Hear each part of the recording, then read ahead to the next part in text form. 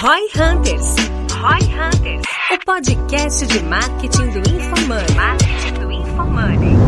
Aqui é @DenerLippert e a minha expectativa para esse podcast é mostrar que bons clientes são aqueles clientes que talvez já estejam dentro de casa. Aqui é @Guilherme_Lippert e a minha expectativa para esse episódio é colocar na cabeça da galera que o foco hoje, pelo menos da V4, tem que ser o upsell. Eu sou @Gustavo Figueiredo e a minha expectativa para esse podcast é falar um pouco sobre a jornada do cliente e como que ela pode ser mais próxima do ideal. Aqui é @Vinícius Colli. Minha expectativa para esse podcast é descobrir, desde a jornada da aquisição até a retenção, qual que é o cliente ideal e como a gente passar por essas trilhas dentro desse processo. No episódio de hoje, os hosts recebem Vinícius Colli e Gustavo Figueiredo, sócios executivos na V4 Company, Colli e Associados, e debatem como gerar valor ao cliente e quais fatores que levam a atingir sua satisfação. Quer encontrar o cliente ideal? Escute agora no Roy Hunters.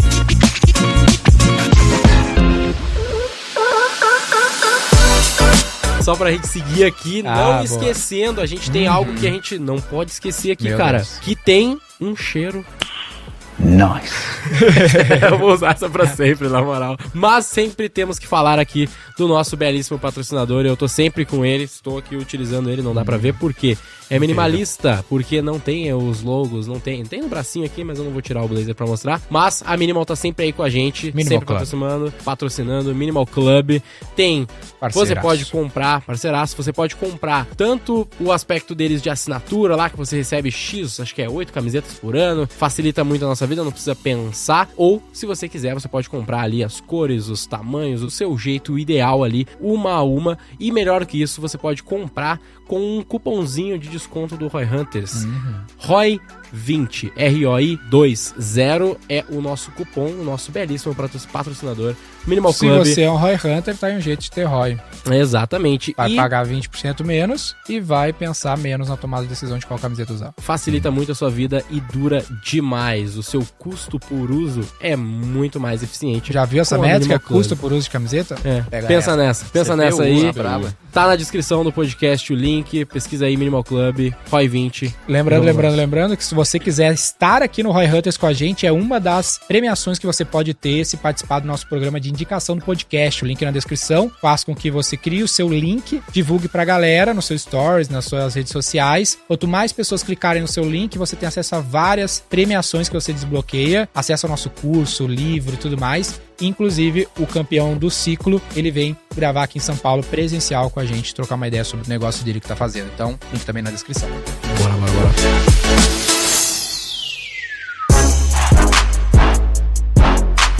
Hoje a gente tem convidados bem especiais, na verdade, né, cara? Que são pessoas de Qual longe. assunto? Antes da gente falar quem é. A gente vai falar então sobre uma pauta que foi pedida ali no meu Instagram, o pessoal mandou, sobre como conseguir bons clientes. No geral, né? Tanto para quem No presta geral. serviços de marketing, como para qualquer empresa que precisa de um bom cliente. Então, o que é um bom cliente? Como conseguir esse bom cliente? A gente trouxe duas pessoas aqui que sabem fazer isso bem com a gente para participar. E que tem bons clientes. Por favor, Vinícius Colli e Gustavo Figueiredo, se apresentem. Chamo Vinícius Colli, sócio da V4 há 4 anos, quase 5 anos. Recentemente, há 1 ano, a gente virou sócio na Matriz também, juntamente comigo, Gustavo Figueiredo. Pessoal, obrigado primeiramente aí pela oportunidade, pelo convite. Vai cantar pra nós hoje, Gustavo? Eu tenho violão. um violão aqui, um beatbox de repente. Gustavo, ele tem um side job que é ser rapper. Freestyle. Então, tamo no Tem que planejamento. investir, né? Tem que investir nessa carreira Sim, aí. a gente até ia fazer todo esse episódio rimado, mas a gente falou... Não vai rolar. Ele No consegue, finalzinho, cara. se você ficar até o final, você vai conseguir pegar uma batalha de rima aqui, baixa o tom. A piadas à parte aqui. Pessoal, é um prazer estar aqui com vocês. Eu sou Gustavo Figueiredo, sou diretor de operações e sócio aqui do Vinícius Colli também, na nossa unidade da V4 Company lá em Sinop, no Mato Grosso, né? Enfim, eu acho que a gente tem um tema aqui pra trazer que foi bem elaborado durante esses últimos 4 anos. Eu acredito que a gente consegue, enfim, compartilhar um pouco com o Quantos pessoal. clientes vocês têm, só pra galera ter uma noção, né, desse tempo? Hoje a gente Tempo, tá clientes aqui, e pessoas. Hoje a gente ultrapassou a marca de 100 investidores, né? 100 colaboradores ali com a gente, enfim, investindo seu tempo ali conosco. E nós passamos também na marca de 100 clientes. Então nós estamos ali atingindo ali, se eu não me engano, na última contagem 120. Ainda tem algumas negociações ali. Dentre eles, Grupo Salos, XP, Aspen. A Apsen, Apsen, Grupo Salos, Apsen. XP, enfim, grandes e-commerces também. Acho que a gente vai falar um pouco deles também hoje aí. Nossa, muito legal. Passamos por um histórico muito desafiador, né? né? Porque a gente começou atendendo pequenas contas lá como Vocês entraram no primeiro ano da franquia, né? Bem no primeiro ano. 2019? 2018. 2018, foi o primeiro 2018. Foi a primeira rede de franquias, Instituto Embeleze. A gente que gerenciou. Eduardo. Né? E ali tinha um fee de R$800, ticket médio muito baixo também do produto dos clientes, então era desafiador, né? O Gustavo, ele chegou logo após, porque a gente gerou um case de sucesso ali, pô, saindo de clientes ali com 800 de FII para hoje... R$800 de FII para hoje, contas ali com mais de 250 mil de receita, né, de FII. Então, tem bastante histórico, a gente tem bastante track record nessa frente com a comunidade aí. Tanto conseguir bons clientes para nós, quanto bons clientes para os nossos clientes. Isso. Exato. Esse é o assunto. O que é um bom cliente? Depende do tipo de negócio, mas eu acredito que um bom cliente é o cliente... Será que depende? Sei lá, vamos ver, vamos descobrir. Mas eu acredito que o bom cliente é o cliente que, primeiramente, né, pensando do lado do cliente, eu acredito que é aquele cliente que consegue, de fato, entender que eu trabalho a 4 mãos e nos dar liberdade para atuar. Acho que não existe um conceito mais amplo de bom cliente, vou começar assim, para qualquer negócio, né? Vamos falando especificamente de marketing digital. O que é um bom cliente pro negócio? Por exemplo, eu tenho um lance na minha cabeça que é assim, ó, se tem algo que tu é bom, que o mercado acha que tu é bom, e existe demanda e escassez, esse é o teu sweet spot. Esse é muito próximo do teu cliente ideal. É um dos jeitos de ver, tá ligado? Pensa assim, pá, tá, cara, eu adoro trabalhar com mercado financeiro. Ok. O mercado financeiro, a XP me ama. E existe muita demanda e baixa oferta por esse tipo de serviço, para esse mercado. Esse pode ser uma combinação ideal, porque eu gosto de fazer, o mercado gosta, e existe muita demanda e baixa oferta, ou seja, eu vou conseguir extrair muito valor disso. Eu tenho uma visão, assim, eu concordo muito. A minha perspectiva, assim, do ponto de vista mais superficial pra gente adentrar depois, eu acredito que o bom cliente é o cliente satisfeito. Ponto. Tipo, em qualquer segmento, qualquer negócio. Os fatores que levam até a satisfação desse cliente, que eu acho que é onde a gente, de fato, tem nas mãos, assim, o controle pra poder otimizar, é o que a gente, enfim, traz na nossa prestação de serviço como um todo, no caso do case da V4 Company em si. Mas por que um bom cliente é um cliente satisfeito, na minha percepção? É o cliente que vai, de fato, ter uma LTV, é o cliente que vai te indicar, você vai conseguir farmar legal. Que é o conceito do NPS, né? E tem um bom nível de consciência através do que você tem educado também ao longo do período de prestação de serviço com ele. Enfim, ele tem um bom nível de consciência do seu serviço, ao ponto de entender de fato o valor naquilo que você está entregando e também, na perspectiva do que a gente faz, entender qual que é a influência dele no sucesso do projeto também. Então, acho que um bom cliente é um cliente satisfeito, sim, mas que para atingir esse nível de satisfação, conseguiu compreender a esfera de influência da V4, por exemplo, no nosso caso, e dele, né, diante do processo aqui de alcance dos objetivos que foram traçados. O Gustavo, ele tem uma interlocução muito melhor do que a minha, nesse caso, ele conseguiu dizer... Era exatamente isso. Era mais ou menos isso que eu queria dizer, que é tipo assim, é o cliente que, cara, que ele sabe a parte dele no negócio, entendeu? Pelo menos quando a gente pensa em serviço, isso é muito mais aparente, tá ligado? Porque existe, no fim das contas, muitos clientes que, cara, acham que, no caso de serviço, o negócio é um milagre, inclusive serviço financeiro, não só pensando na V4, tá ligado? Mas eu acho que esse ponto que ele trouxe ali é uma definição mais ampla, mais assertiva. Tipo assim, é satisfeito. Sim. Aí satisfeito vai depender do tipo de negócio. Pode ser. E da expectativa dele. O que é satisfeito no ponto de vista dele? A gente tem clientes ali que, por exemplo, o nível de satisfação dele é correspondente ao resultado gerado na linha final. Porque, de fato, é aquilo, ele precisa. E, em última instância, todo mundo precisa. Agora, tem alguns clientes que o nível de satisfação, ou esse ponteiro, ele vai mexer muito mais pelo atendimento, é muito mais, de repente, ali por alguma entrega específica que foi feito com um esmero tão grande que aquilo ali acaba agregando. Então, assim, até a satisfação, ela também passa por isso, né? A gente vê, por exemplo, subjetivo, clientes... né? É subjetivo, em alguma instância, né? Eu ia falar também que tem uma pegadinha nesse lance do cliente ideal ser o cliente satisfeito. Por exemplo, é muito fácil deixar o cliente satisfeito sendo o Nubank que não cobra porra nenhuma e não dou dinheiro, entendeu? Agora, é muito difícil você ter o cliente satisfeito sendo a Salesforce ou SAP, que é um puta trauma implementar a plataforma, né? Tanto que o NPS dos caras são baixo. Só esse disclaimer, assim, às vezes o cara fica assim, não, eu quero fazer o cara ficar feliz, aí vira dar brindezinho, coisinhazinha, assim. Olha um ponto interessante. Sendo que ele não consegue gerar valor pro cara. O quanto que você, enquanto gestor, a V4 em si, teve que ser educada, entre aspas, até fazer uma tomada de decisão ao ponto de implementar uma Salesforce que carrega dentro desse seu processo de implementação esse trauma em si. Então, tipo, é muito disso do timing também, né? Qual que é o momento que você se encontra ao ponto de conseguir usufruir o máximo possível de uma solução que você está buscando? Tem vários negócios, por exemplo, que às vezes chegam até nós, ou qualquer outra empresa em si, e que não consegue extrair o máximo possível daquela experiência, talvez não por insuficiência entre as partes, mas pelo timing. Não estava no time exato, o momento de maturação do negócio não era o ideal para poder extrair o máximo daquela solução, e acaba impactando nessa sensação de satisfação também, né? Eu vejo que assim, ó, gerar e extrair valor. Se o cliente ideal, pensando assim, já trazendo um pouco mais pro nosso caso, e sempre tentando pensar mais amplo. Pra mim, o cara ideal é o cara que eu consigo gerar e extrair valor. Então é sempre essa relação. Eu consigo aumentar a geração de valor pro cara e tomar uma parte disso. Pô, esse é meu cliente ideal. Desde um caso simples do Uber, puta, eu vou lá e forneço meu serviço de Uber, o cara vai ficar feliz. Por ficar feliz, eu extraí uma parcela de valor do cara. Eu acho que aí Que é um pouco diferente do Nubank. Eu vou gerar pouquinho valor e consigo extrair tão pouco, porque eu só consigo... Tá. Olha qual é a pegadinha do Nubank. Ele só consegue gerar valor porque ele extrai pouco. Então exato. aí que eu acho que tem que ter essa combinação, entendeu? Apesar de que pro cliente do Nubank, eu acredito que é bastante valor gerado pro cliente do Nubank, mas muito pouco valor extraído. Por isso que é esse mix. O valor percebido eu prefiro do ser o cliente BTG, que consegue gerar teoricamente menos valor, mas ele extrai uma relação muito mais, uma combinação muito mais equilibrada de geração e extração, entendeu? É, exatamente. Porque eu ele acho não que pode, isso é universalizável. porque tem que ser bom aí. pra mim também como negócio, porque senão eu vou lá e cobro nada. Exato. E o cara vai ficar feliz. É o que eu ia trazer aqui também, que é difícil pensar isso do cliente muitas vezes, mas tipo, é o cliente que gera LTV, né? Era a primeira coisa que veio na minha mente. Mas isso é bastante amplo. Mas gerar LTV eu posso dar um golpe no cara, contar uma história e Exato. extrair um monte de LTV do cara. Mas tem a ver com essa questão, mas o LTV se encaixa daí nessa tua forma de pensar, que é a extração de valor, né? O quanto eu consigo extrair de valor É que o LTV eu posso fazer o que eu falei, entendeu? Não, pode, O com cara da certeza. Por isso que pirâmide não tem pode ser só o uma LTV nesse melhor, caso. o puta LTV, entendeu? Ele destrói a vida do cliente, pega todo o dinheiro e vira Dá as pra costas. dizer então que um bom cliente é um cliente onde a gente tem um bom equilíbrio entre geração e extração de valor. Exatamente, porque daí o que Isso é uma acontece? boa, isso é instagramável. Aí pra quem trabalha com marketing digital, às vezes vai ter um cliente, o primeiro cliente que tu citou, que pagava pouco ali. Não que o cliente seja ruim, mas ele pagava muito pouco. Ou seja, a nossa capacidade de extrair valor, às vezes a gente gerava um puta valor pro cara, mas a gente não conseguia extrair um puta valor, então não fazia sentido pra nós. Não era um cliente bom. E mais do que isso, provavelmente a nossa capacidade de geração de valor pra eles era limitada por conta da extração de valor que a gente conseguia. Com certeza. Tá ligado? Porque daí Certamente vocês vão daí falar isso. Tu também começa a em dar algum nesse momento, cobertor curto, porque eu cobro pouco, Exato. aí não consigo entregar muito, então não gero valor, não Daí o cara extrai fica também, tu insatisfeito. fica num... Não, Babá. até porque vamos falar o seguinte, o que é gerar valor do ponto de vista da prestação de serviço? É uma puta mão de obra, né? Você ter pessoas muito qualificadas para poder conseguir cumprir com a jornada desse cliente. E aí, se você for pensar na satisfação desse cliente em si,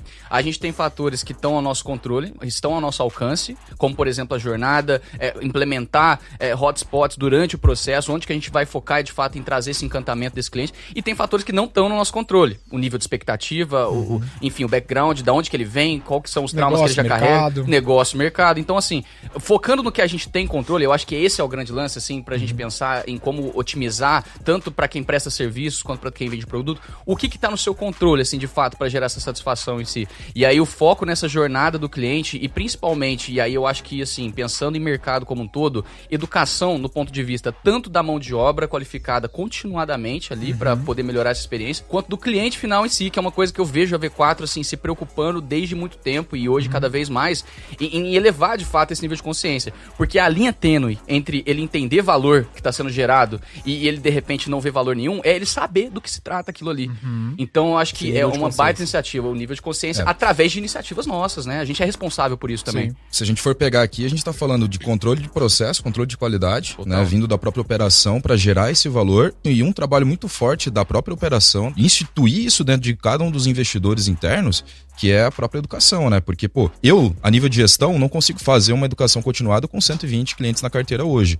A V4 Matriz hoje no top-down, a gente tem mais de 3.500, não consegue fazer. Então, instituir isso aí também dentro da própria estrutura operacional, investir em educação para esses investidores, eles conseguirem educar o cliente também, gera muito valor no que a gente tange a qualidade. Até porque, só fazendo parênteses, esse cliente ideal, dificilmente ele bate ali na sua porta e ele, baita cliente ideal. Ele vai ter que ser maturado, né? Existe um esforço da nossa parte, tanto na segmentação, né, desse público, no amadurecimento desse nível de consciência, antes mesmo dele ser meu cliente, mas depois também, né? Então, esse cliente ideal, ele vai muito também do fornecedor ou do prestador de serviço ideal também, né? Esse equilíbrio, então, eu acho que é interessante. E como é que a gente faria, então? Eu acredito que a gente concordou aqui já no que é um bom cliente, né? Mas eu só queria trazer um pouco mais de exemplo pro cara, né? Só pra deixar isso muito claro, porque a gente vê isso várias vezes. Direto vem os caras, por exemplo, trazer algumas ideias aqui pra vocês trazerem algum ponto se tiver. Cara, tem um cliente aqui que ele vai me pagar uma graninha pra me fazer social media. Por que a V4 não faz? Muito por causa disso. Quanto valor eu vou conseguir gerar com social media? Cara, muito pouco. eu consigo enganar o cara de que eu tô fazendo algo, mas na prática, ficar fazendo post no feed do cara não gera resultado. E eu não vou conseguir cobrar muito por isso, porque é um trabalho braçal, ou seja, tu tem mais ou menos a quebra nesse equilíbrio. Por isso que a gente fugiu ao longo dos anos de fazer conteúdo pro nosso cliente, por causa desse equilíbrio. E olha que interessante isso aqui, porque vai de encontro àquilo que você falou do LTV em si. Porque esse cara enxugando gelo, ele pode ficar um bom tempo, porque a inércia desse contratante faz com que, não, tá rolando lá. Estão fazendo coisa. Estão postando lá, sabe? E tá lá e tal. Paga pouquinho, gera pouco, tu extrai pouco valor, e às vezes, mesmo cobrando pouquinho, já não gera valor suficiente. Por isso esse equilíbrio que você falou, pô, beleza, é distração e ao longo do tempo também, mas qual que é o valor que tá sendo gerado e quais as possibilidades, inclusive, que eu tenho de dar o próximo passo com esse cliente? Eu tava falando com uma outra franqueada, por exemplo, que ela tinha um outro business antes da V4, que ela faz branding. Ela vai lá e cobra, sei lá, 100 mil reais, 50 mil reais pra fazer uma marca, né? Fazer um brand book. E aí eu não gosto disso, velho. Eu sei que eu conseguiria, é o ponto da LTV, eu conseguiria cobrar 50 pau pra fazer uma marca, mas vai gerar valor que justifica, eu vou conseguir ter LTV, vou conseguir fazer um CAC de 10 mil, cobrar 50 do cara, fazer 30 pau ali de margem. Mas eu não sinto que no longo prazo eu tenho o equilíbrio de geração e extração de valor versus um trampo de performance. Sim. Eu vou lá, cara, vou te cobrar isso aqui, vou fazer esses trabalhos pontuais e inteligentes pra te gerar o máximo de receita que vai cobrir todos os meus custos. Pô, me parece muito mais equilibrado, entendeu? É que eu posso extrair muito valor, mas gerando pouco valor nesse caso, né? É que mexe o ponteiro final do cliente, né?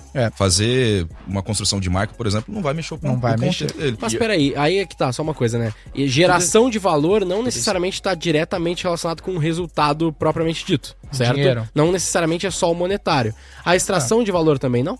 Porque a gente falou muito sobre isso, né? Da grana. Eu acho que aí... É mais grana ou não só grana? Tu pode cair numa seara muito filosófica. Pro nosso business, pra mim a V4 é um banco. Ela é um banco de investimento. Vamos universalizar, não vamos pensar chegar lá. A V4 é um banco de investimento. Ela tá aqui pra gerar dinheiro, velho. Ponto, acabou, entendeu? Ponto, acabou, beleza. Então esse é o trabalho de uma empresa de marketing. O máximo de dinheiro que eu posso te gerar, extrair, e o máximo que eu posso gerar. Esse equilíbrio pra V4. Até os benefícios intangíveis dessa geração de valor na via de lá pra cá, também em algum momento vão resultar em resultado financeiro, né? Vamos pensar, por exemplo, o cara que ele tá satisfeito, ele indica mais, é isso que ele faz, de repente? Ele fala melhor dessa marca, ele de repente, o nível de satisfação dele faz com que ele consiga divulgar a gente direto e indiretamente. A princípio, não tem ali necessariamente nenhuma relação monetária ali, mas com certeza, em última instância, impacta e muito, assim, né? Por que eu falo isso, né? Porque que talvez não seja só a grana, ou talvez seja, não sei, mas existem clientes nossos que a gente faz, sim, social media.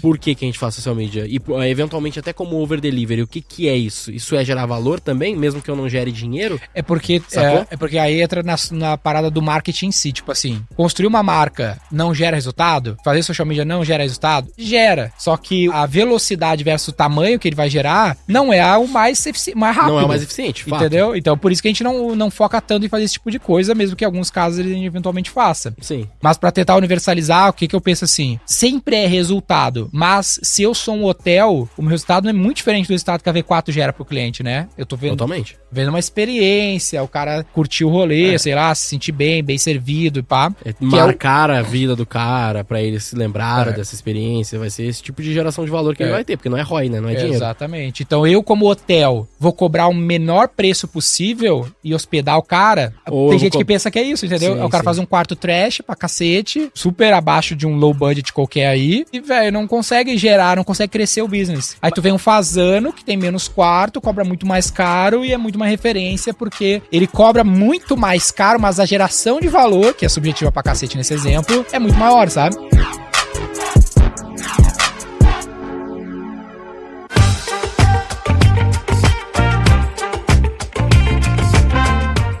Eu boto fé demais e fazendo um paralelo com o que você trouxe da questão do social media versus performance, vamos pensar, o cara que compra um produto, assim, o produto em si é o que ele tá buscando, é a usabilidade, a qualidade daquele produto, mas a forma como ele chega, a velocidade como ele chega, a logística por trás, enfim, a facilidade de acesso, é uma coisa que impacta também. Perceba, ele comprou o produto final, mas a forma como ele chega faz parte da experiência e da satisfação desse cliente também. Exato. Então, se a gente tá falando para esse cliente, né, do ponto de vista do marketing, a gente vai levar ele até um lugar.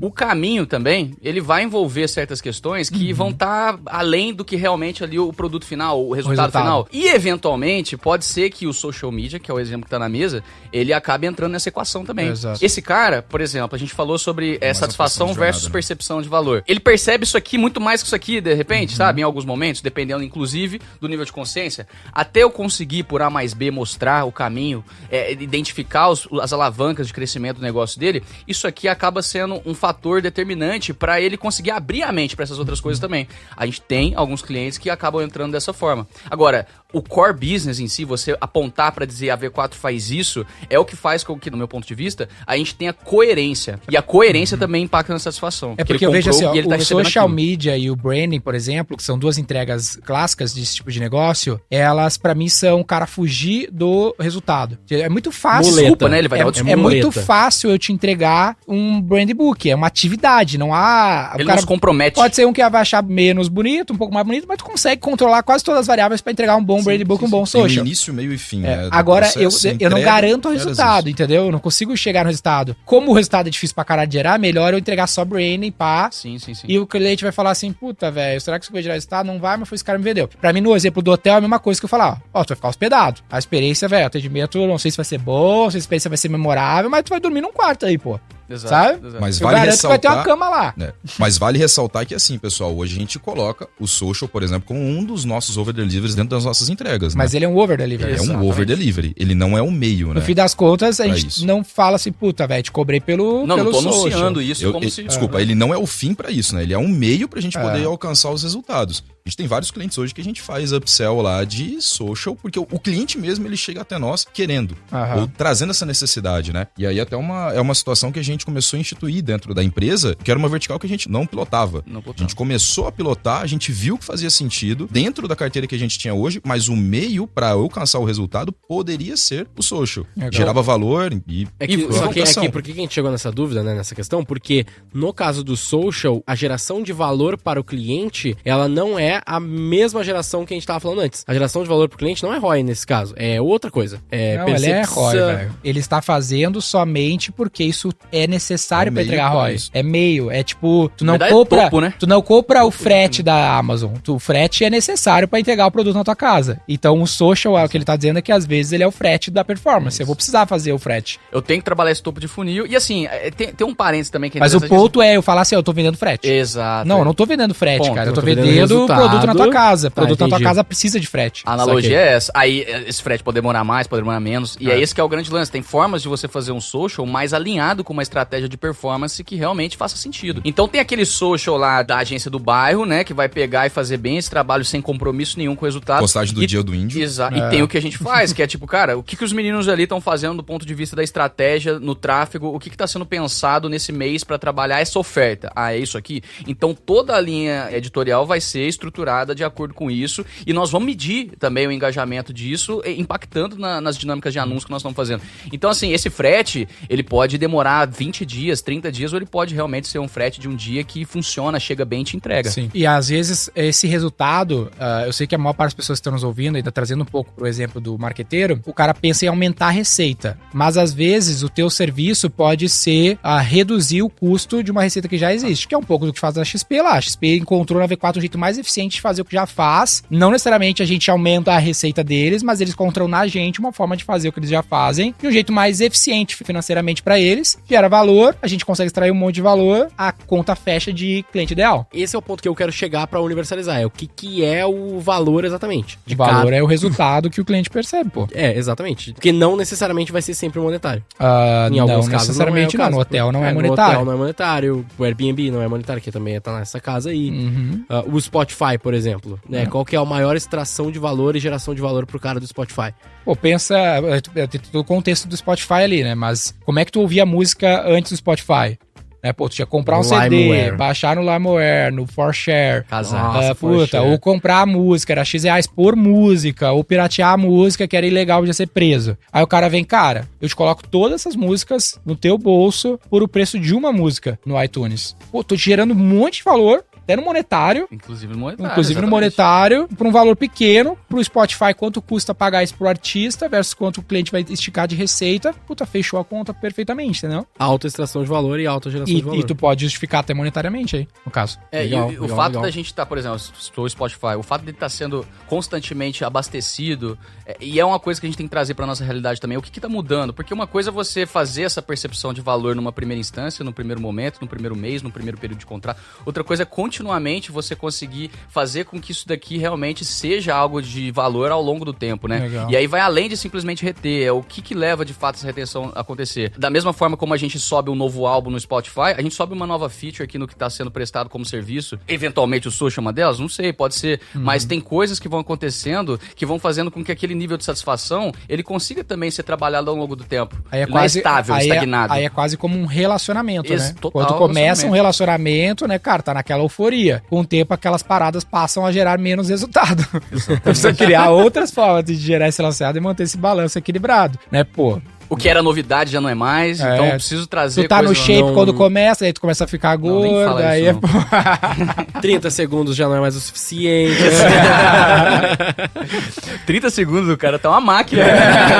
Passou de 30 segundos é podcast. 10 segundos ainda tá contando, né? Ó, mas o ponto é, então aí tem umas reflexões sobre o que é o cliente ideal e o ponto é como eu chego no cliente ideal. Como eu consigo conseguir esse cliente Esse ideal. é o ponto que eu ia puxar ali anteriormente. Boa. Depende, de novo, do tipo de negócio. Nossa, sempre depende, né, cara? Depende, tirar do vocabulário. Depende é foda, né? Mas... Vale até ressaltar um ponto, a gente estava discutindo isso no boarding agora, né, de board de sócios e também o advisory que a gente faz constantemente, trazendo alguns conselheiros de fora. E teve uma sigla que, particularmente, nós três aqui falamos muito, né, que é o Profit Pool, né, onde a gente gera um alto valor ali, em termos de o cliente tem ticket médio alto e margem de contribuição alta, ele tem necessariamente um volume para conseguir contratar os serviços da V4, que hoje já é um valor de ticket médio alto também, e no longo prazo a gente precisa fazer com que essa geração de valor, esse relacionamento, ele seja elevado pra gente conseguir manter principalmente o LTV.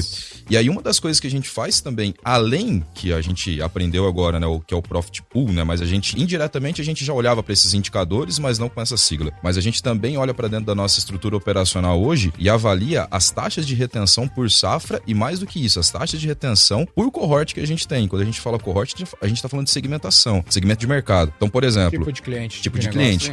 A gente nunca teve uma retenção alta dentro de infoproduto. Sempre foi uma situação meio adversa, onde a gente fazia um lançamento e a gente já tomava um churn, a gente já perdia essa receita na carteira. Por outro lado, quando a gente estava falando de e-commerce, a gente tinha retenção de um lifetime ali de 8, 9, 10 meses dentro da nossa base neste cohort. Então o que a gente começou a fazer? Pô, vamos mirar as nossas forças de venda, sabendo que o nosso ICP é e-commerce, eu miro as minhas forças de venda para e-commerce lá no meu time comercial e começo a desenvolver isso porque eu sei que se eu diminuo o meu infoproduto, aumento o meu e-commerce, eu vou aumentar o meu lifetime, automaticamente eu diminuo o meu CAC, eu aumento o meu LTV dentro da base e eu começo a gerar mais receita e volume de receita dentro do negócio. Então, aí a gente começa a entrar um pouco mais objetivo em termos de analisar o ICP, que é dentro dos próprios indicadores que a gente tem dentro do negócio, né? E vale também esse adendo, porque isso começa a gerar insumo de informação para o próprio negócio do cliente que está nos ouvindo. E é o que vocês já estavam fazendo ali o ensejo, né? Como que eu adquiro esse cliente ideal? Justamente analisando esse histórico, né? Por exemplo, a gente que já tem esse histórico ali operando há mais de 4 anos, você já tem, assim, de fato, um rastro do que é um cenário positivo para lidar com essa prestação de serviço. Seja analisando o cohort, seja analisando ali, de fato, esse ICP como um todo, né? E eu vou além, assim, seja analisando, inclusive, a persona. Como que é a mentalidade desse gestor, né? Desse stakeholder. De que forma que ele comporta-se diante desses cenários de adversidade que o Cole citou.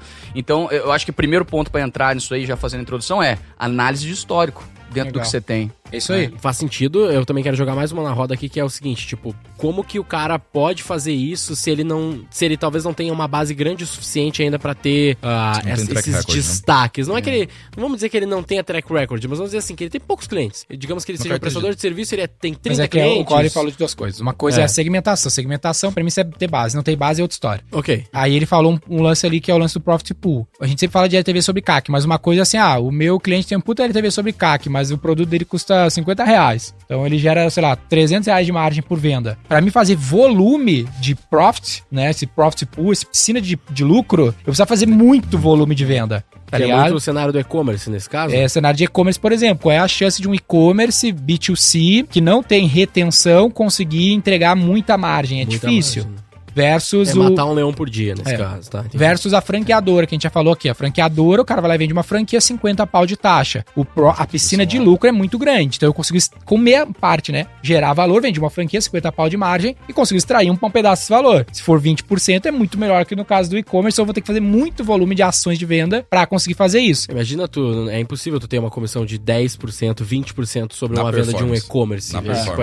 Mesmo que tu não cobre o FII, é impossível ainda, porque isso às vezes é a margem do cara no e-commerce. E é sempre várias coisinhas, né? Então, tipo, às vezes tu pega o infoproduto que o Cole falou. O infoproduto, às vezes tem um profit pool alto, mas ele é instável pra cacete, que aí vai um pouco no que a gente conversou aqui, né? Pô, quem é esse cara? Como é que ele pensa? E o profit pool é alto, mas muitas vezes também no caso do infoproduto, o investimento de mídia do cara é bizarro, é muito grande. Essa sigla que a gente tá falando aqui, que é o ICP, o Ideal Customer Profile, o cliente ideal, pensa que é um profile, pensa que é tipo quando tu vai fazer um seguro. Quando o cara faz um seguro, ele pede várias informações tuas pra criar um score. Então é um algoritmo de score. Então não é assim, cara, o lance para o cliente ideal é profit pool. Não, é o cara não ser maluco. Não, é não ser lançamento. Não, é uma combinação.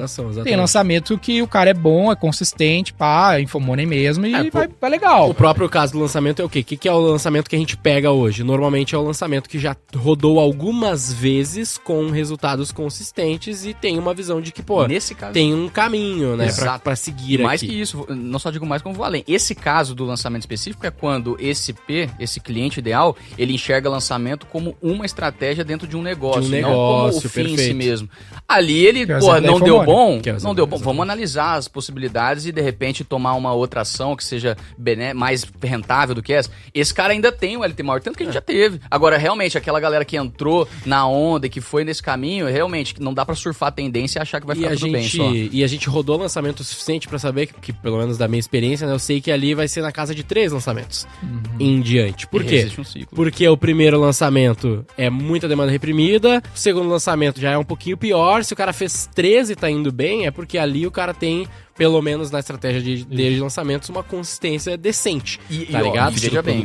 Se ele encaixar essa boa experiência com a noção de business e múltiplas estratégias, aí provavelmente vale a pena. E muita aquisição de público continuada por parte dele em si. Exato. Produção de conteúdo. Vamos entrar nesse método específico do lançamento em si, mas existe ali uma parcela do especialista em si que supera qualquer tipo de influência em si do que se pode prestar enquanto serviço. Sim. Enfim, então. No nosso caso da V4, que eu tenho anotado aqui, ó, a gente tenta olhar pra dentro, então sempre olha pra dentro, vale, eu tenho 3 mil e poucos clientes, 100 só na operação dos meninos aqui. Quais são aqueles que eu já tenho case? Aquele lá é bom. Eu sou um hotel. Quem é o cliente que tá satisfeito pra cacete? Eu sou a Minimal Club. Quem é o cliente que tá, assinando o mais tempo possível na base? Beleza, deixa eu ver melhor quem é esse cara. Qual é que era, ele tem profit pool, ele tem uma relação de LTV sobre CAC legal? Tem. Aí, tu pode combinar isso com fatores externos, mas tem total addressable marketing? Por que a V4 não foca, mesmo se for bom um infoproduto, a gente não foca em infoproduto, não vê campanha da V4 de infoproduto, porque não tem um grande total addressable marketing. Exatamente. Eu quero, varejistas, indústrias, franqueadores, que tem, milhares. Real, né? E a gente explicou aqui, né, os caras que têm essas características que a gente explicou aqui, que é de um bom lançamento, quantos são os que tem isso? Porque esse seria... tipo assim, se tu for líder de mercado, tu vai ter 30% do market share. Se tu for líder, for fudido pra cacete, chances mínimas de ser o caso, mas se tu for... Então, se tu pega um mercado que ele é pequeno, que é esse lance total addressable marketing, na melhor hipótese, esse mercado é muito pequeno. Então, a chance de tu conseguir tracionar é baixa. Então, tu tem que misturar com fatores externos. Tem dois conceitos, na real, né? Tem o TAM e tem o SOM. É que, porque o que acontece? Até que o total addressable market do lançamento, ele não é tão baixo. Mas ele é um mercado grande, mas o que a gente pode atuar dentro desse mercado é pequeno. Ele é de influência, né, no processo. Ele é uma consequência um do outro, mas não é grande, não. Tudo depende de nicho. Comparado com outros mercados que a gente atua, definitivamente não é grande. Mas se fosse olhar pro total addressable marketing, até é relevante. Mas quando a gente faz essa segmentação... Isso, que é o que eu falei do market share. Exato. Se tu tivesse 30% do mercado, que é o som... Agora, olha o exemplo aqui, ó. Olha o exemplo aqui. Ele fica ainda mais pequeno. Voltando pro ponto de vista do cliente ideal. É um cliente que entende isso, primeiramente. Ele sabe que, ele tá ali dentro de um mercado que ele tem esses desafios, essas restrições. Tu fala especificamente de marketing, prestação de serviço de marketing. Exato. Né? Então, lembrar que nem todo mundo é marqueteiro. Exato, também. Mas assim, no caso do exemplo que a gente tava dando do cliente ideal, que tá buscando esse tipo de prestação de serviço, o primeiro ponto é ele entender isso daí também, já é um Mas princípio. Qual que é o ponto, ó? Pra mim não ficar só nos exemplos do marqueteiro, a gente vai dar esse exemplo também. Só pra eu trazer aqui pra todo mundo, ó. Total addressable marketing, que é o adereçável, é o mercado inteiro dessa fita ali. Por exemplo, varejo no Brasil. Varejo no Brasil. Brasil, 70% do PIB. infoprodutos, sei lá, esse tipo de coisa. Depois tu tem o SOM, que é Serviceable Addressable Marketing, É o disponível. que é tipo assim, é o que dá pra fazer. Desculpa, esse é o SAM, né, que é Addressable Marketing, Serviceable Addressable Marketing. E aí tem o SOM, que é o do disponível, o que eu posso aproveitar, que eu posso de fato atacar. Então isso só vai diminuindo a nossa bolha. Aqui no caso do infoproduto, que é o nosso exemplo aqui, o som é muito baixo, não vale nem um pouco a pena. Reduzido.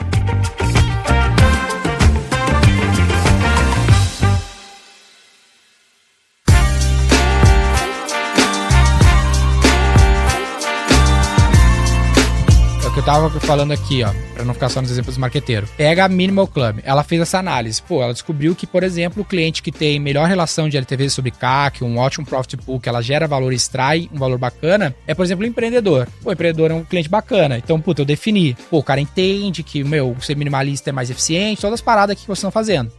Aí, beleza, qual que é o assunto aqui? É como eu chego nesse cliente. Exato. Pô, por que ela patrocina o podcast? O Roy Hunters e vários outros. Porque ela fez essa análise e ficou, ó, empreendedores são caras bons, onde esses caras estão? Esses caras escutam um podcast de negócio, como o Roy Hunters, vou patrocinar o Roy Hunters. Exatamente. Essa é a Hoje, um bom canal pra eles. E o grande lance das redes sociais ali, desde desse boom que já tem muito tempo, é justamente deixar esse rastro pra gente conseguir coletar esse tipo de informação, né?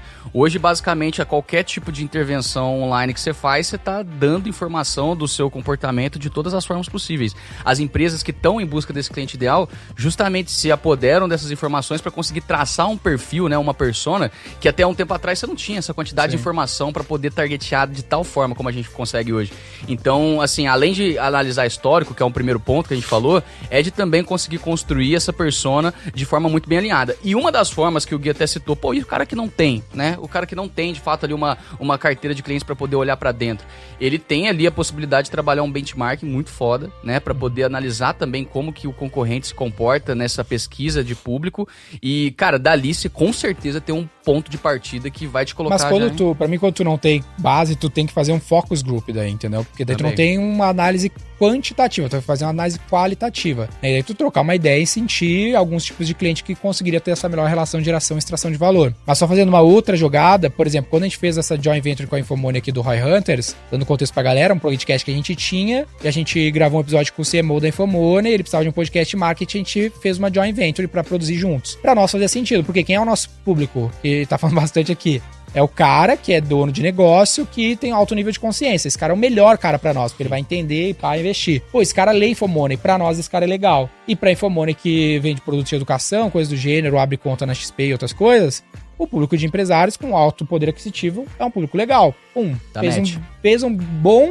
Criar esse podcast, fazer essa joint venture foi uma boa escolha de forma de adquirir um bom cliente para ambos os casos, conhecendo sua base de clientes. A gente poderia resumir, então, que essa forma de achar esses bons clientes é, primeiro, a gente entender esse ICP. O que é um bom cliente. O que é o bom cliente, né? Aí aonde esse cliente está e o que eu posso fazer para me envolver com ele. E aí usar esses locais de onde ele está pra gente tratá-los como canais, né? Criar esses relacionamentos. E aí tinha uma outra... E aí tem mais um ponto que eu quero puxar aqui, que é o seguinte. Eu sei os meus clientes, eu tô adquirindo, os meus bons clientes, melhor dizendo, eu tô adquirindo esses meus bons clientes em diversos canais, e agora, né? Agora eu tenho que fazer o que a gente chama de land and expand, né? Que é quando eu pego esses clientes... Ó, o teu bom cliente talvez seja o cliente que já está na tua mão. A gente peca isso às vezes na V4. Ao invés de a gente focar em aumentar de 3.500 para 6.000 clientes, talvez a gente deveria estar focando em pegar esses 3.500 e vender mais para eles. Pô, o que é V4? Vender o produto, vender para mais pessoas, vender mais vezes para as mesmas pessoas e pelo maior valor. Então, esse vender mais vezes, vender pelo maior valor, a gente tá às vezes é encontrar o teu cliente ideal. Não é trazer um novo cliente. Exato. É vender mais vezes e pelo maior valor para esse cliente, que aí o mercado chama de Landing and Expanding, que é o quê? Pô, eu vou cultivar, então eu vou lá e vou abrir a carteira do cara. Vou vender o servicinho de... Vários dos nossos contratos maiores aqui foram assim, né? Sim. Que eu vou lá e vendo um contrato de 10 mil, 15 mil por um cliente, que o maior cliente dos meninos, o maior cliente da rede. 10, 15 mil que a gente vendeu pro cara. Hoje o cara paga 200, 300 pau por mês, porque eles foram expanding, foram falando, como é que eu posso fazer mais? Como é que eu posso fazer mais? Como é que eu posso fazer mais? Pô, esse cliente fatura quanto? Nesse exemplo que fatura bilhões. Pô, o orçamento do cara de marketing é, sei lá, 100 milhões de reais. E eu tô cobrando do cara 100 mil, velho. Por que eu não tô cobrando 10 milhões? Sim. Hoje a gente cobra 3, 4. deveria ser 15 milhões, 20 milhões. Ao invés de eu focar em vender para mais 10, 20, 50, 100 clientes para fazer esse delta aí, fazer mais 10 milhões de receita, tem que fazer esse cara me pagar mais 10 milhões. E tem método, né, pra você fazer isso, assim, tipo, óbvio que intuitivamente você acaba no processo de geração de valor encontrando algumas oportunidades para encaixar um upsell. Hoje a gente tem meta de upsell na base, inclusive é uma das coisas que fomentam muito a nossa receita mensal em termos de vendas e tal, é vender mesmo para nossa própria base. Só que dentro da jornada do cliente, e aí eu acho que é um ponto importante também do cliente ideal em si, é aquele que foi encantado em algum momento, porque uma coisa é ele se sentir satisfeito pelo que está sendo entregue, e aí ele tem uma sensação de, olha, vale o que eu tô pagando. A sensação de vale mais do que eu tô pagando, aí já estamos saindo da satisfação e estamos entrando no encantamento.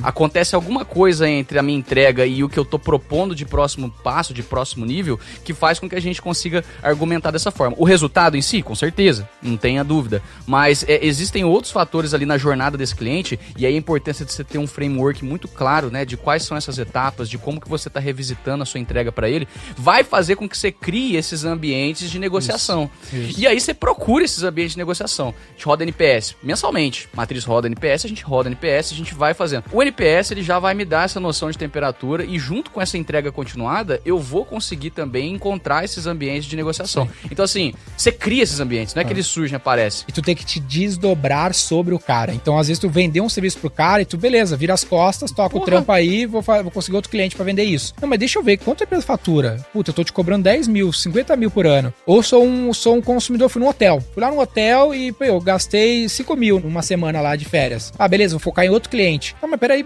Daniel, por que tu gastou 5 mil? O que mais que tu faz da vida aí, cara? Não, eu tenho uma empresa. Ah, tu tem uma empresa? E essa galera aí que trabalha na tua empresa? Pô, essa galera não poderia vir aqui no meu hotel também, então quer fazer um negócio com os caras, quem sabe gastar 100 mil aqui, 50 mil, porque eu também faço evento aqui no meu hotel. Pro mesmo cliente, eu vou encontrando oportunidades de ampliar o meu share of wallet dentro da vida do cara, sabe? O exemplo é literalmente isso, né? Porque a gente aluga resort, leva um monte de gente. É isso que eu tô falando. Né? Literalmente isso. Perfeito. Não, vamos pensar, o próprio restaurante em si, tipo, eu não sei vocês, mas quando eu encontro uma coisa que funciona, que eu falo, caramba, isso aqui agradou o paladar da realeza, pegou a referência? Quando eu encontro esse restaurante, dificilmente eu me desvencilio dele, eu como em outro lugar, porque, pô, você já sabe, já conhece. E aí o Gui postou essa semana, achei interessante, eu acho que foi de um pet, né? Um pet shop. Um CRM que trabalhava ali essas notificações e tal continuadas, assim como o restaurante pode fazer muito bem também. Então, assim, tá vendo que não é simplesmente uma coisa que acontece o cara voltar? Você, enquanto empresa, tem os mecanismos para fazer isso acontecer na prática. Um CRM bem trabalhado ali, que consiga também trabalhar esses momentos de retorno, faz com que você consiga também vender mais vezes pra esse cara de uma forma consciente, né? Conscientemente você ao faz longo, isso. Pra te ter uma noção, olha que interessante, tu tava naquela call, acho que vocês não estavam, a gente fez uma call essa semana sobre uma retrospectiva de marketing da V4, e a gente tem uns 10 mil clientes que já contrataram a V4 ao longo desses 10 anos. Só que no nosso CRM tem quase 90 mil empresas que marcaram reunião, ou seja, foram qualificadas, cadastraram, foram qualificadas, marcaram reunião com o Closer na nossa base. Ou seja, tem 80 mil empresas que não nos contrataram e falaram o que queriam, nosso time viu que elas podiam pagar. Levantou a mão. Mais do que levantou a mão, marcou a reunião, entendeu? O cara se cadastrou, meu time ligou, viu que era qualificado e pum. E a gente tá focando em gerar mais leads, ao invés de falar, cara, como é que eu monetizo esses outros 80 mil? E olha que loucura, né? E olha como é louco, né? Porque a gente vê coisas de novo e que a gente não tinha se tocado, né? Porque isso é tão velho quanto quando o Ricardo chegou no podcast aqui, velho. Que é o nosso aquário, tá ligado? Os clientes nos conhecem, é ter alguém de revenue e tal. São estratégias que a gente coloca na mesa para os próprios clientes, né? E às vezes a gente acaba esquecendo. Agora o Daniel falou um negócio importante. Ó, você vendeu e aí você vai fazer outra coisa, vai focar em vender de novo para outros clientes e tal. E aí entra em paralelo que nós estamos falando do CRM. O CRM basicamente é utilizado dentro das vendas o quê? No processo ali de topo para meio, conversão e já era, né? Vai lá para arquivado depois disso. E porra, vamos pensar que a gente tem aqui um funil inverso depois, que é uma coisa que tá acontecendo na entrega. Hoje a gente fala lá, inclusive por conta desse objetivo dos upsell, que todo mundo é vendedor. Todo mundo é vendedor o tempo todo. Até inclusive de quem já é cliente. Isso. Então o cliente que tá lá já com a gente, para ele realmente ter essa relação de geração de valor continuada, eu tenho que estar vendendo para ele não só no momento da assinatura do contrato, mas todo check-in, toda reunião. Funil ampulheta. E aí entra no que a gente falou da questão da preparação da equipe em si, de quem tá ali em cima, de entender isso de fato, que não é simplesmente a entrega pela entrega, é a entrega que realmente tem um argumento por trás dela a ponto de vender de novo o que já tá vendido. E é aí que você vai encontrando esses ambientes de upsell. Quando você vende tão bem o que já tá vendido, ao ponto de conseguir cobrar mais. Esse negócio de desdobrar em cima do cliente é muito sobre entrega e descoberta. Total. Tá ligado? O Land é tipo assim, mano, eu vou chegar lá e fazer um processo de marketing pro cara, V1, vou cobrar 10 mil reais e vou fazer executar, sei lá. Mas direto você descobre coisas. Eu tava falando com vocês até desse cliente aí que paga os 300 mil por mês aí, que tipo, cara, legal, ele paga isso, mas o que ele contratou da gente? Daí a gente foi dar uma olhada, né, cara, é principalmente copy designer, que é um braço forte de execução mais eficiente pra ele. Tá funcionando bem pra caralho, ele contratou isso. Só que qual que foi a provocação que eu fiz? A provocação que eu fiz foi, por que ele não contratou mídia? Sendo que mídia é o maior budget do cara, não é copy, e-mail marketing e fluxo que é importante. Mas cadê a mídia? Daí agora tem um cara de mídia que ele vai contratar e tal, e vai ser legal. Só que se eu conseguir entender essa geração de valor que eu posso ter dentro de mídia, eu vou morder os 200 milhões que ele gasta no ano. De geração entendeu? de valor. Não é mais só geração copy de valor. É muito mais coisa. E também a Muito ampliação mais do próprio coisa. portfólio de serviço, né, cara? Se a gente for olhar. Porque, Total. hoje eu entrei como uma assessoria. Beleza, entrei como uma assessoria prestando o serviço de um copy. Só que vale ressaltar aqui, pessoal, que ao longo da jornada da V4 a gente descobriu, né, que a gente poderia melhorar a prestação de serviço colocando a dedicação de projetos. Exato. De times por verticais. Foi aí que a gente começou a vender valores por pessoa. Então eu tenho, por exemplo, nesse projeto aqui, copy design dedicados.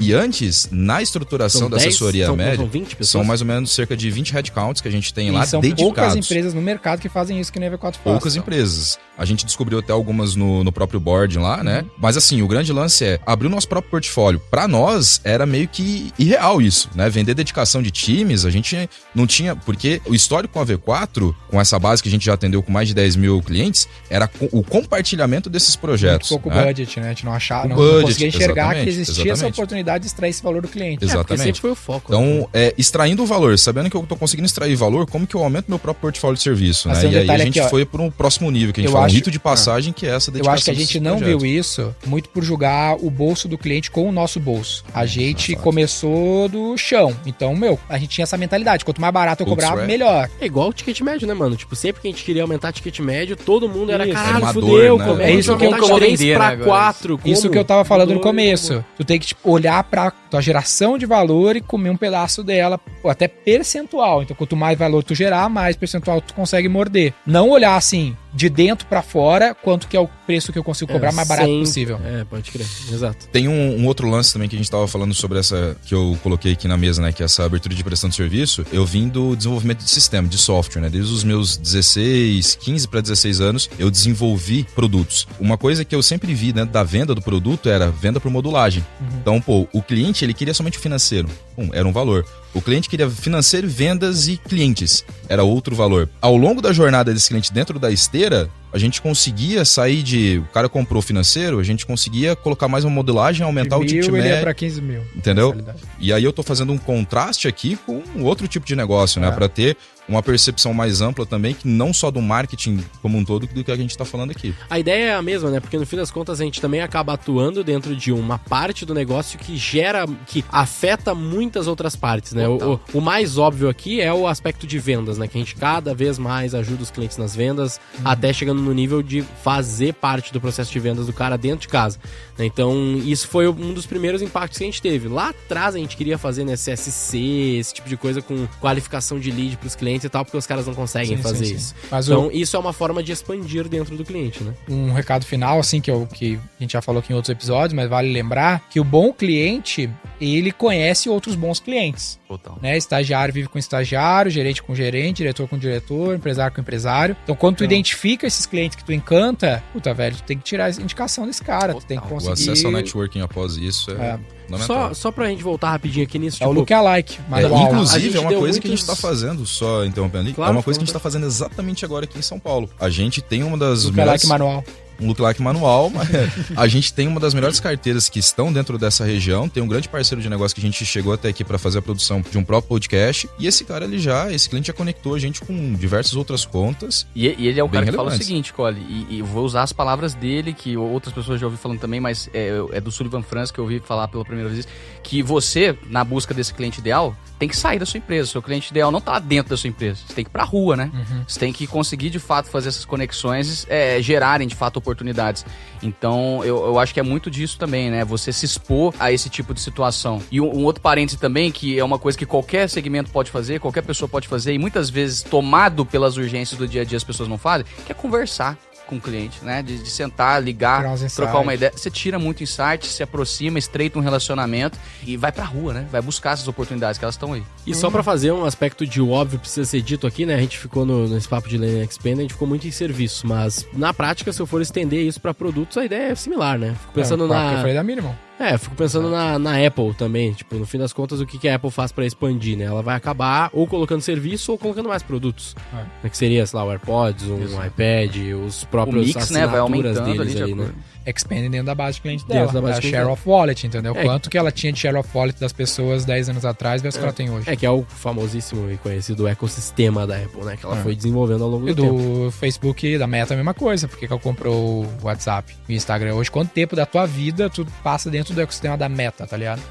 Entre o WhatsApp, Facebook e Instagram. O meu app mais usado é o WhatsApp, então. E depois o Instagram. Puta jogada boa, porque você tava focado nisso, né? Expandir base de watch time, sei lá, dos clientes deles. Perfeito. Fechou? Fechou.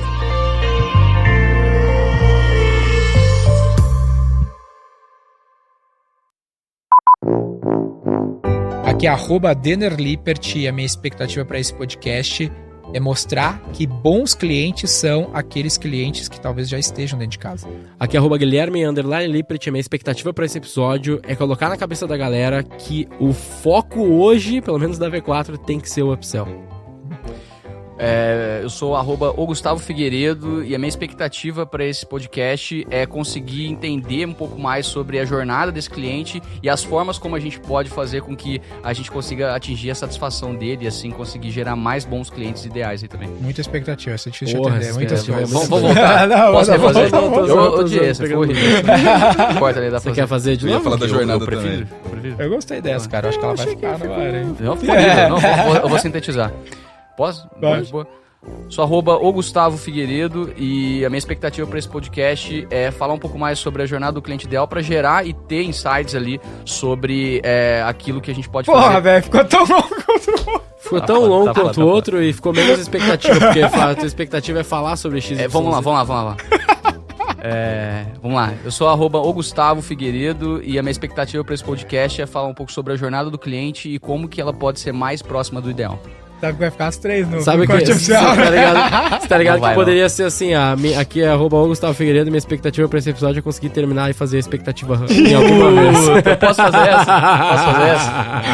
Vai, cara. Galera, deixa todas as 3 aí. Deixa todas as 3 Aqui é o @Vinícius Colli.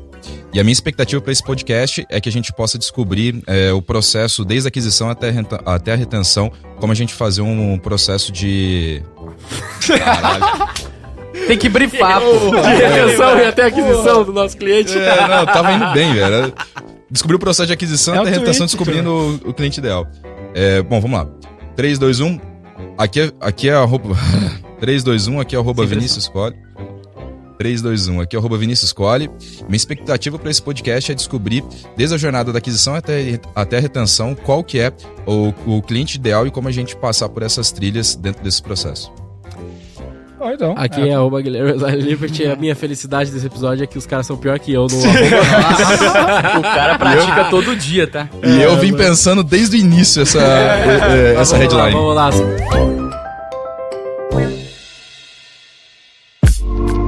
Siga o Roy Hunters no youtube.com/Roy Hunters e no Instagram pelo @Roy Hunter Oficial e faça parte do nosso grupo do Telegram com conteúdos exclusivos.